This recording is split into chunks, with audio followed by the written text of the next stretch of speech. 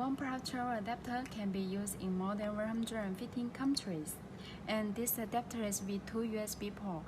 One USB port is for Apple, the other USB port is for Android, and 2 USB output total can be reached 2.1 amp. And this is the universal socket. You can put different country plugs into it.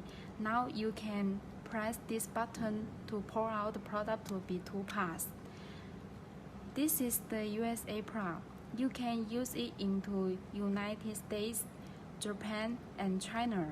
And you can gently turn this pin to Australia plug. And you can use it into Australia, New Zealand, and China. And the EU plug is hidden here. You can use it into Germany, France, Spain, and so many other countries. And you can use this UK plug in England, Hong Kong, Singapore. And this adapter is with 2 fuse. When this fuse is broken, you can use this spare fuse. And that's all. Thank you.